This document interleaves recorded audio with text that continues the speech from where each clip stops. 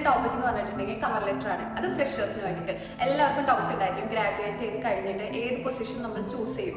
അപ്പോൾ നമ്മൾ അങ്ങനെ ഒരു കൺഫ്യൂഷൻ ആയിട്ട് നിൽക്കുന്നവർ വിസിറ്റ് വിസയിലൊക്കെ ഇവിടെ വന്നിട്ട് ജോബ് അപ്ലൈ ചെയ്യുമ്പോൾ എന്ത് ആഡ് ചെയ്യുന്നുള്ള ഡൗട്ട് ആയിട്ടുണ്ടായിരിക്കും. അവർക്ക് വേണ്ടിയിട്ടുള്ള കവർ ലെറ്റർ ആണ് ഞാൻ ഇന്ന് നിങ്ങളോട് പറയുന്നത്.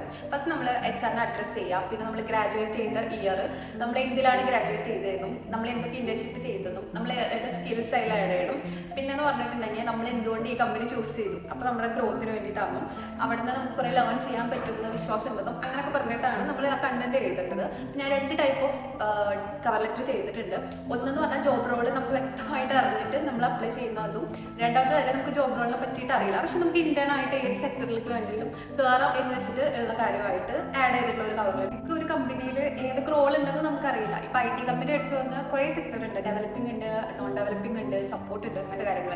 അപ്പോൾ നമ്മൾ ഇന്റേൺ ആയിട്ട് ഇതിലേക്ക് കയറുന്ന കൺഫ്യൂഷൻ ആയി നിൽക്കുന്നവർക്ക് ഈ കവർ ലെറ്റർ കുറച്ചും കൂടെ ഹെൽപ്ഫുൾ ആയിരിക്കും. അവർക്കൊരു പേഴ്സണൽ ടച്ച് നമുക്ക് ആഡ് ചെയ്യുന്ന കവർ ലെറ്ററിൽ നിന്ന് തന്നെ നമുക്ക് അവർക്ക് കൊടുക്കാൻ പറ്റും.